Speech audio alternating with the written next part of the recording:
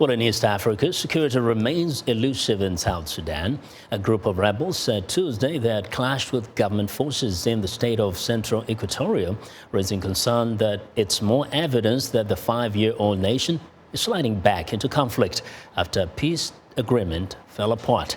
Now, the government denies the reports of fighting, but a commander in the SPLA in opposition, Major Dixon Gatluok, says the clashes took place around the towns of Yei, Marobo, and Kaya. Well, he said rebels had pulled out from some of those areas. Now, the UN says it is concerned for the safety of 100,000 people trapped in and around Yei, which lies about 150 kilometers southwest of Juba. Now, for more on the situation in South Sudan, I'm joined by Ambassador Gordon Buay. He's the head of Consular and Diaspora Affairs at the South Sudan Embassy here in Washington. Ambassador, welcome back to Africa 54. Now, you know, the situation in South Sudan is raising a lot of concern to everybody. Now, this report we just had shows that there's fighting going on. So what is the situation around the country? Yes, there is fighting going on, but it's not like before. It's not like in 2014, 2015. The changes, I would say that fighting is going to die down because now we have a new team.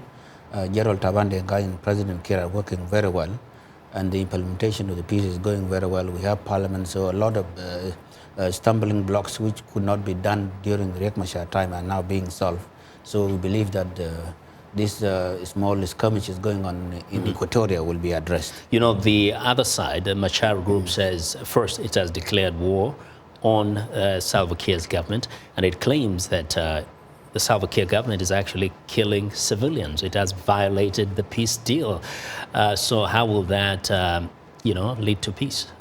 Well, first of all, I want to congratulate the U.S. government for condemning Dr. Riek for calling for violence.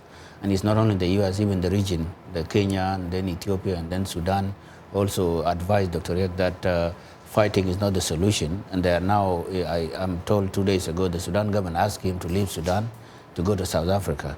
So now the region is against peace, is for peace. They are against violence. And the international community, including the U.S., said the same thing. The U.S. State Department made it very clear. So we believe that peace is going to be realized, because if the regional powers or our neighbors are themselves pushing for peace, and Sudan will stop harboring negative forces, I don't think the issue of Riek Machar and his faction would be a problem. But look, you're talking about the U.S. condemning the opposition there, but just recently in New York, Samantha Power met with the Vice President of South Sudan, the current one, and she said that the U.S. is willing to cooperate with South Sudan if South Sudan government of Machar or Riek, Salva Kiir is working enough to remove any obstructions, first to delivering aid to people of South Sudan. There have been a lot of obstacles from the international community. There have been killings committed by government forces in South Sudan, and nothing has happened to those soldiers. So to what extent can you say that the Salva Kiir government is actually contributing to peace? The issue of Train Hotel, which is true, there were American aid workers and journalists who were targeted by our rogue soldiers. We set up a committee, and the report will come out within 1 week, and then a special tribunal will be set up with a special prosecutor, and we even invite the FBI expertise on forensic to help that tribunal, so that we are going to prosecute those criminals. This issue is being addressed. Although they say that it's taken too long, and it looks like it's not being speeded up. No, the investigation was done. It will be tabled this week, and then the president will issue a decree forming a special tribunal. And then within that special tribunal, it will be like any special tribunal in the world.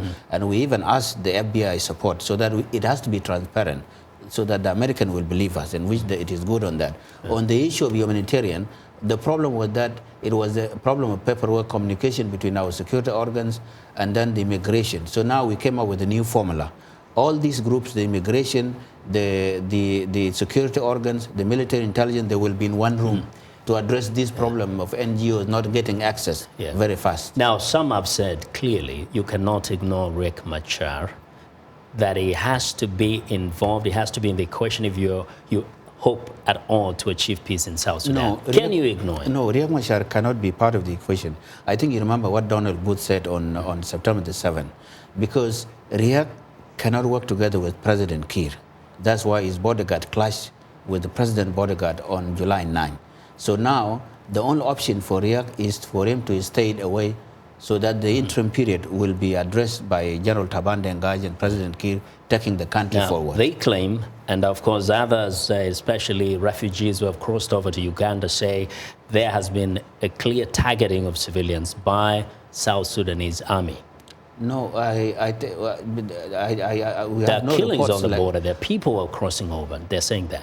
Well, I think maybe it was during the fighting from July the 8th to the 11th, but there are no more killings. I believe even if such things are happening, the NGOs, the human rights organization would report it, but we never got any report in regard to that. Yeah, but people out there know the truth, and they will, of course, respond to this. If you're telling the truth, of course, they will concur with you. Yes. But, of course, we'll call you back again if we need to get some more information. No, there's no problem. Yeah, Ambassador Buay, thank you very much for joining us today. Thank you.